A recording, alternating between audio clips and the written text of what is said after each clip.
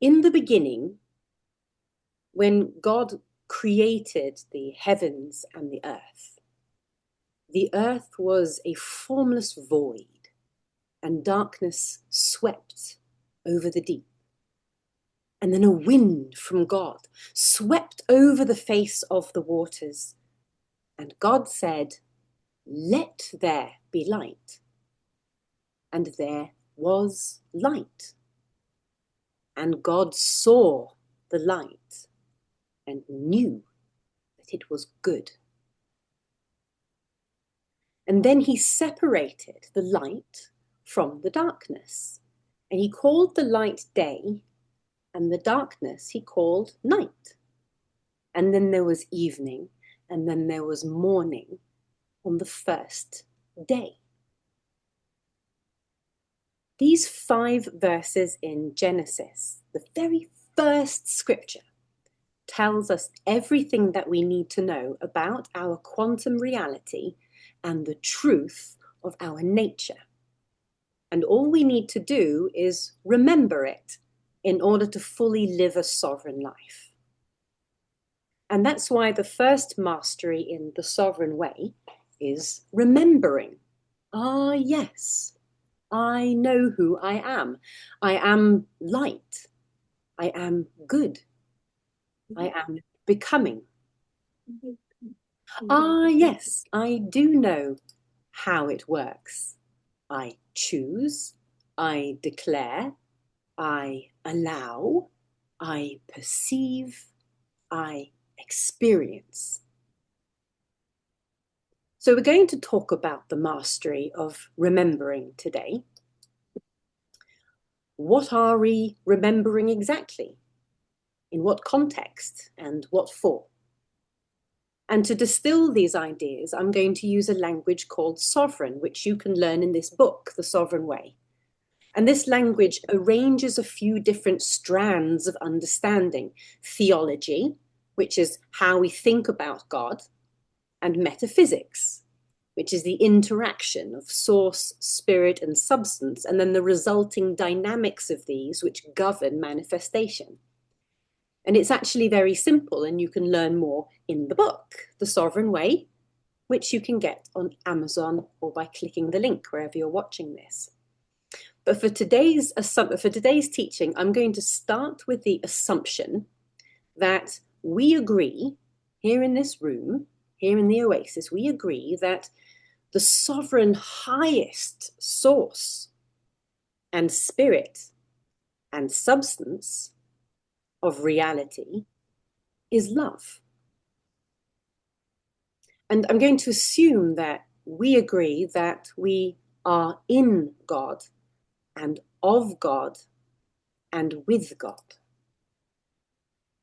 And we agree that when it comes to manifesting or co-creating, it's always loving consciousness that authorizes universal power to move the adamantine particles of reality.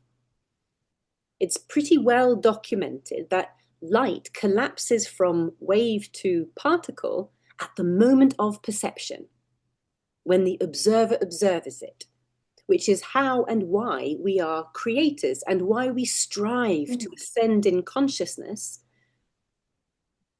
so that our perception calibrates more and more to the God's eye view that reveals that it is light and it is good. So let's say, for the sake of a linear construct, for our thoughts to whiz along, that the more love embodied by you, the higher your log of consciousness, and the more authority with which you command the spirit to move the substance. For example, a 100% remembering that, ah, yes, I and my Father are one, 100% embodied remembering would allow you to command the molecular structure of water to turn into wine. And a 50% embodied consciousness would allow you to turn war into peace, guilt into gratitude, anxiety into hope, withering into flourishing. And a 5% embodied consciousness would turn you to despair because you would be completely subject to the laws of energy that govern manifestation in an entangled and collective field of perception around you. You would be unconscious and you would be overcome unless you were saved by grace. And this is why remembering is the first mastery for any light leader. I commit to remembering the truth that transcends all time and space. I commit to remembering that at the truest level, I am light, I am good, I am becoming. And I commit to remembering that if good, light, becoming is literally all there is, then I am in God and of God and with God all the time. And I commit to remembering that I am a living expression of that God with the authority to lovingly recreate any moment in space and time by the choice of my perception. And I commit to remembering who I am and how I serve, to remember what matters most and to choose that, and take action for that. And on the many occasions where I forget for a moment and I go off wandering in the wilderness and in the desert, I quickly know how to remember that my true life is anchored in an oasis, in the very kingdom among us and in our midst. And I remember how to calibrate my telescope to reveal the oasis in the sandstorm. And by the way, I'll tell you how to do that in a little bit. Okay, I'm looking at you in the Oasis. Who remembers the verse for this season? Put your hand up if you remember it. You don't have to know it off by heart, but do you remember the flavor of it?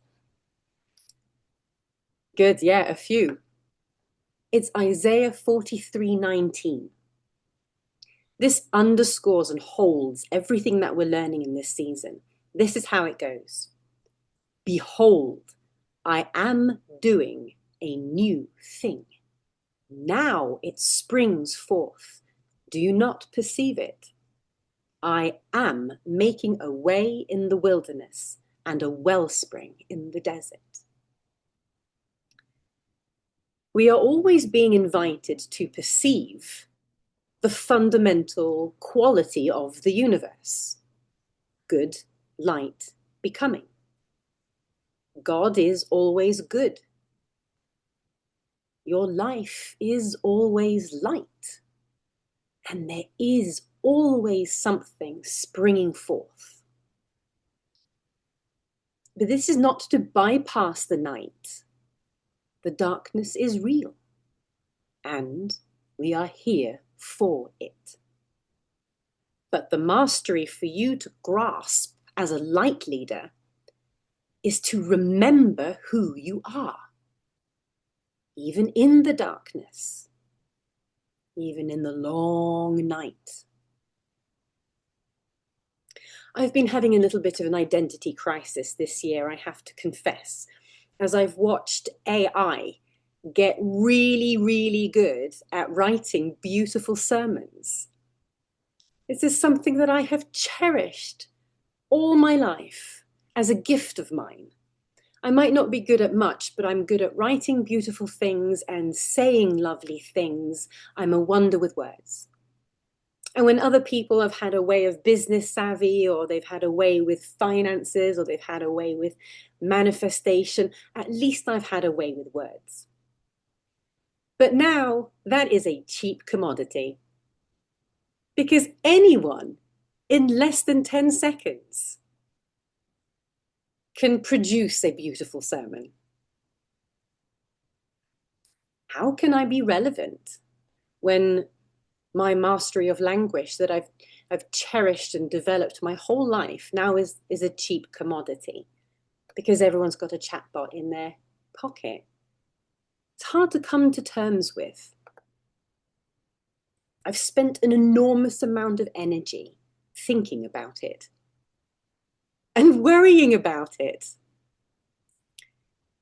But then the other day, as I was driving home through the rough end of town, the Spirit suddenly said, "Stop at that house." There was a sign outside the garage saying baked goods and iced tea. And I thought anybody who's selling baked goods and iced tea from their garage maybe needs some money.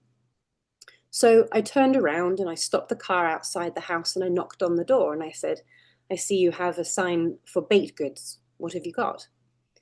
And she said, "Well, I'm not open yet, but I'll open up for you." And she took me into her garage and she had a little makeshift sort of tuck shop for the kids for when they come home from school in the neighborhood.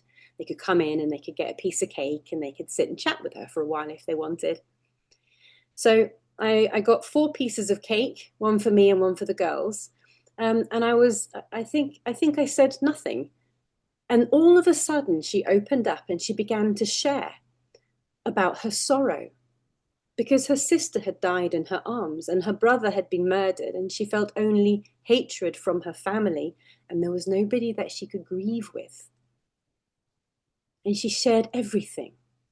And she said she hadn't told anybody because there was literally nobody to tell.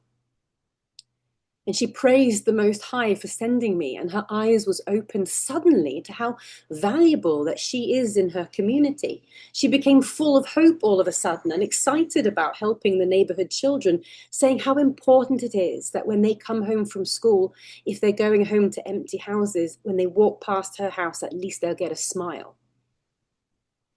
And she said, "I really want a church family." And I said, "Come with me to church." And I left with 4 pieces of cake, and I hadn't said a word except, "Do you sell baked goods? And come to church with me." And God did all of that, and I got to be there and perceive and watch this new thing moving. And I remembered, yes, I'm not a writer who's being outwritten by chatbots. That's just a stupid story. I am light. I am good. I am becoming. I am a space where love is allowed, and I am always already free and equipped and sovereign to love anyone at any time. And I remember that and I can see it. And I will continue to affirm, because that is the most important thing to me. To be a presence where love is allowed. Selah. Let's take a moment here. Close your eyes if you can. Not you, Esther, because you're driving. But if it's safe, really settle and close your eyes and breathe deep. And soften your body. And remember what matters most to you. And allow it to come forth. Let there be light. And perceive those values manifest. They are there. You are making choices according to your highest values. Perceive and experience. God saw the light and he knew that it was good. Experience the fruit of your work. Experience the goodness that is coming forth through you. Do you know what matters most to you?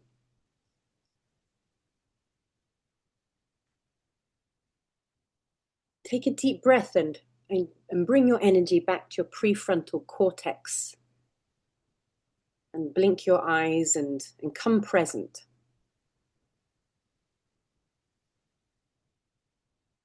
Here's how to know your core values and also why it matters for effective manifestation, which is what it comes down to for you as a light leader. Now, I've noticed that as I go along, it's easier for me in the midst of all the chaos to remember who I am if I'm close to my core values. If I know what matters most to me in a season of being, and it's okay if it changes, but if I know what matters most to me now, and I stay in alignment with that, with those core values, and I base my decisions on those core values, and I defend them, then I flow. And that makes sense, doesn't it? Because if perception is the activator that collapses light and makes it manifest, then let's perceive through the lens of what really matters. Here's a really stupid example, but I'm going to share it anyway. Yesterday, I went roller skating with my daughters. We always do it on a Sunday. It's so fun. Now, the funny thing is, even though I'm not very good at it, my body does remember how, because we used to ice skate when I was little and growing up in Norway on the frozen lakes. So there are parts of my body that already just know how to do it. But I never stuck with it, even though it's in my bones. And I realized yesterday, if I had stuck with it, if I had been persistent, then I could have been a pro by now. I could be whizzing around like those amazing roller skating dancers that you see, but I didn't. Why? Why did I waste that opportunity? And the truth is, because when I was little, I wasn't very good at it, and I looked ridiculous, and people laughed at me. And as much compassion I have for little Elizabeth, the cold truth is that when it came down to choice, I valued looking good and being taken seriously more than I valued getting better at skating.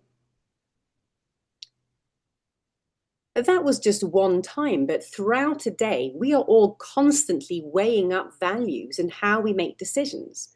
And unconsciously, many things get in the way of our core values as we let them take sovereignty over our decision-making process. Fast forward to today, I go roller skating every Sunday with my children, and I still look ridiculous. And I still wobble. Oh my gosh, you should have seen me. It was terrible. I bumped into this child, and then she didn't know what to do, and I didn't know what to do, and neither of us knew how to stop. And we just clung to each other, screaming as we still whizzed around the rink. It was so ridiculous. But I still do it. I still go, because having fun with my daughters is more important than being taken seriously. I know that's a silly example. It's a shift in consciousness, though, isn't it? It's a shift in my values, and it's a shift in the quality of my experience. We see how important this is to get really close to what matters most. Be close to your core values. How many opportunities do you turn down in a day because of vanity? How many souls do you not save because of pride? Get close to what matters most, and then you are more equipped to choose on that basis, because that's what you really want to do. Most of the time, when you're not in alignment with your values, it's not a conscious choice. It's energy. So get really, really close to your core values, get really intimate with them, and be sovereign. Then you'll be viewing the quantum fabric through the perception of the Most High, because your core values is how you are defined within God. It is your individuality within the unity. You have to remember what truly matters most and be brave and align with that, despite my own reasoning sometimes, and despite my vanity, which would rather not look like a baby giraffe on the ice. Going whizzing around the roller skate. Certainly more than my vanity and pride. And if spirit says, stop the car and knock on the door, then I want to do that. That matters more to me than my privilege. So let's play a game together called Name the Governing Value. Are you ready? It's just a short practice. 3 steps. Number 1, think of a recent situation where you made a decision. Maybe you said yes to something. Maybe you said no to something. Maybe you spoke up. Maybe you stayed quiet. You made a decision. Think of that recent moment. Got one? Step 2. Ask, what value was really governing that decision? Comfort, safety, honor, freedom, connection, achievement, conquest, vengeance, belonging, connection. Try to name it in one word. Bring your mind back to that moment of decision, that moment when light collapsed and became manifest, when you made a choice and you took an action and you created a timeline. What was the value that governed that moment? How were you perceiving?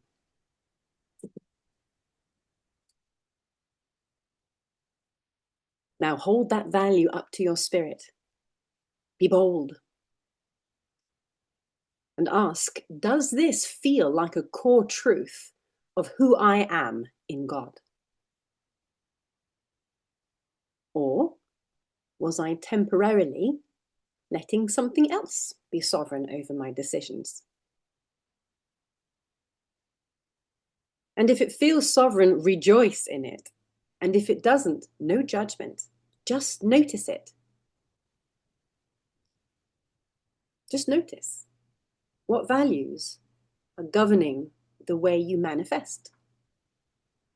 This is why knowing your core values matters for effective manifestation as a light leader, right? Bringing this theology and these metaphysics back into the context of who you are today and the calling that you've chosen to say yes to be a force of goodness and light and kindness in the world. And as Paul reminds us in 1 Corinthians 13, love never flourishes in what is false, but always flourishes with the truth. Remembering your values, naming your values, and standing for your values, that's how you train your perception, like calibrating a compass, like calibrating a telescope, and to manifest from a sound foundation of remembering who I am.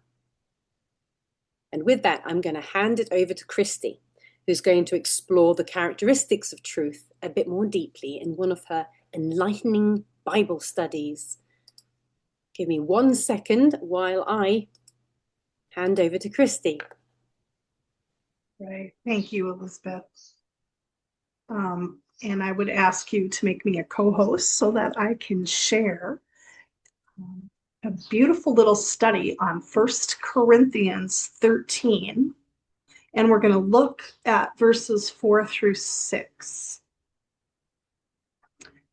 So if you want to look that up on your own, you can do that.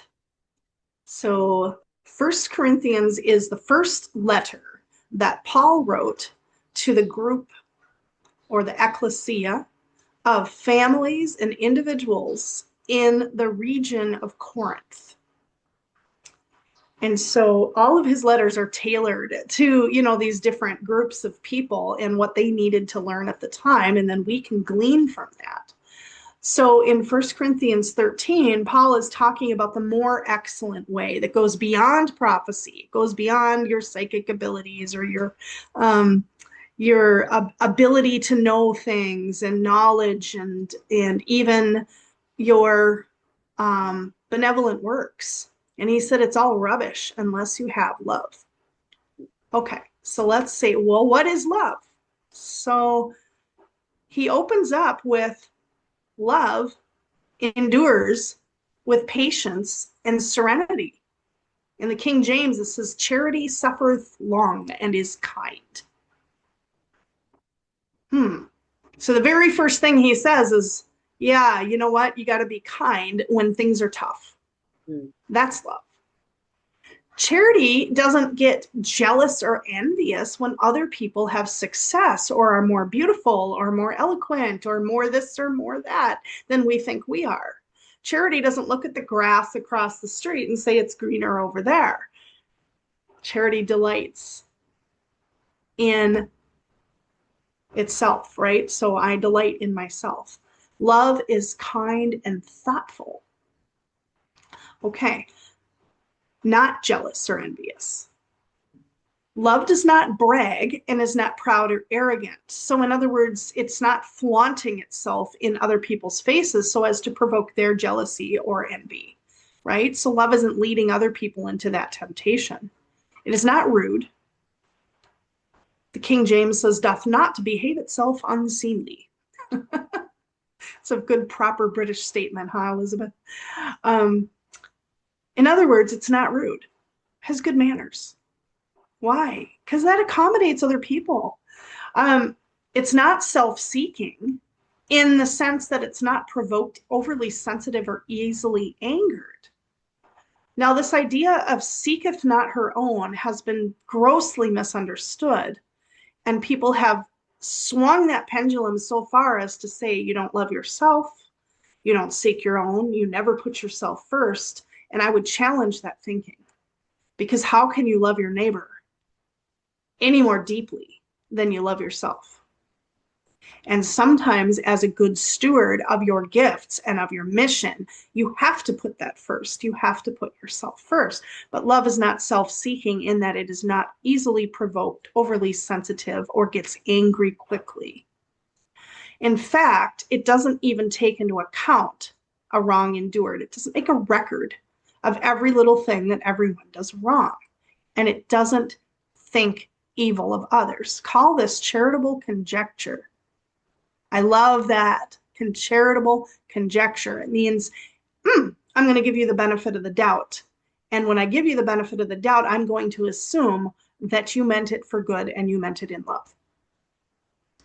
Love does not rejoice at injustice, but it rejoices when right and truth prevail.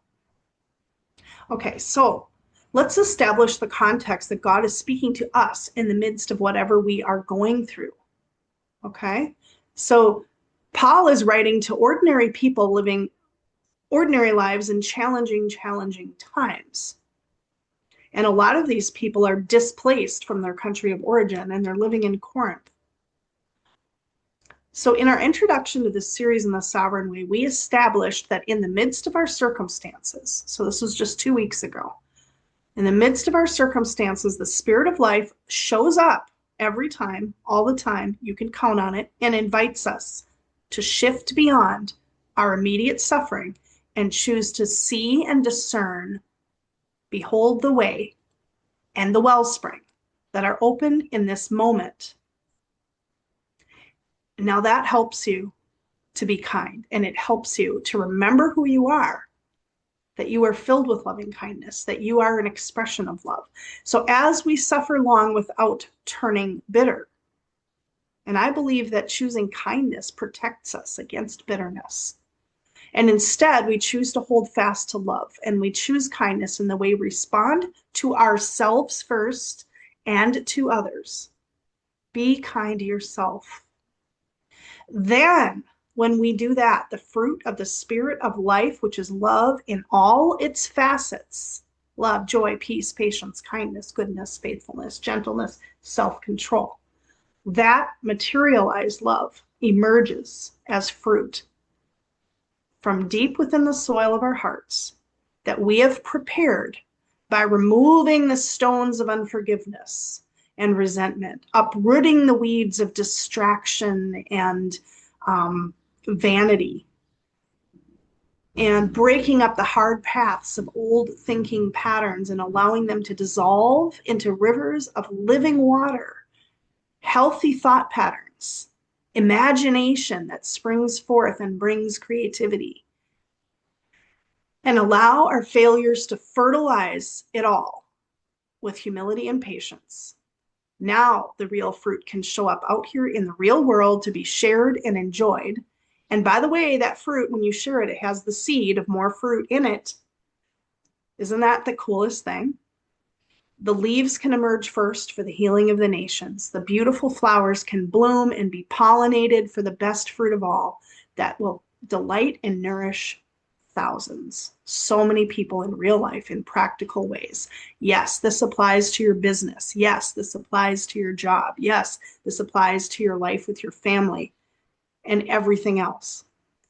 And you become like a massive, deeply rooted, flowering fruit tree planted along calm, tranquil waters of the river that comes from the wellspring along the way, providing for all who encounter you. So I'll just a couple more minutes. And Elizabeth, how are we doing on time? Do I have 5 more minutes? Awesome. Remembering is the first spiritual mastery, as we established.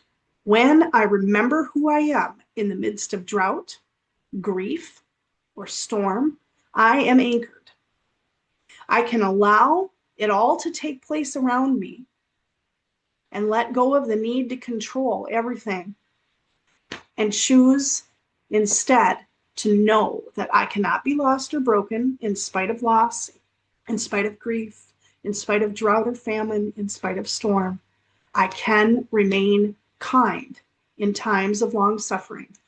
And this prevents bitterness and allows love to flow. What is love?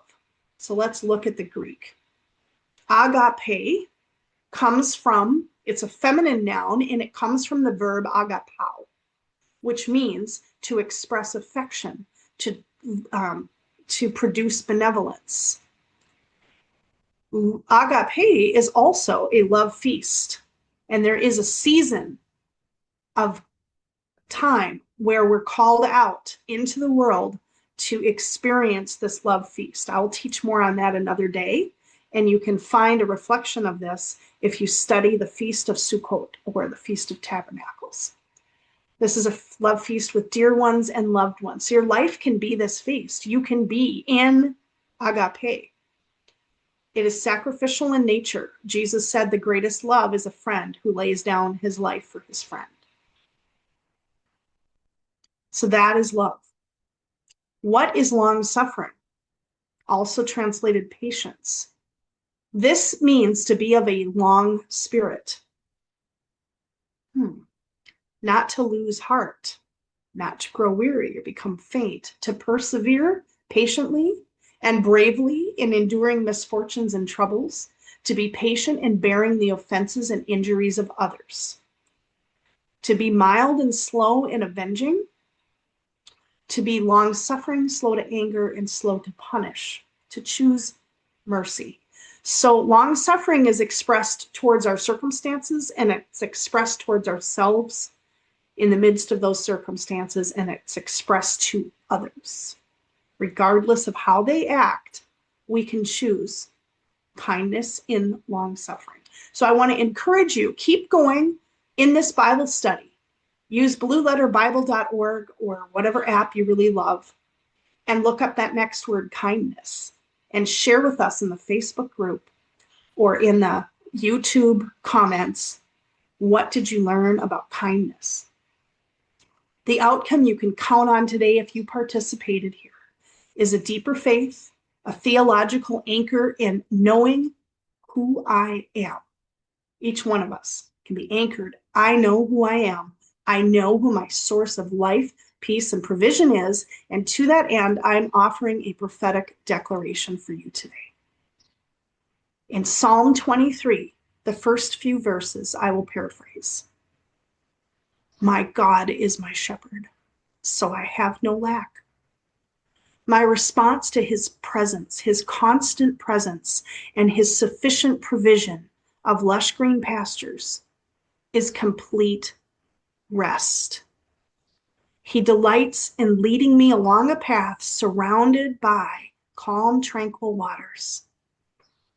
This is the sovereign way in the midst of my circumstances. I am the wellspring. I hope that activation is a massive blessing for you today. Elizabeth, I hand it back to you. Wow. Thank you, Christy.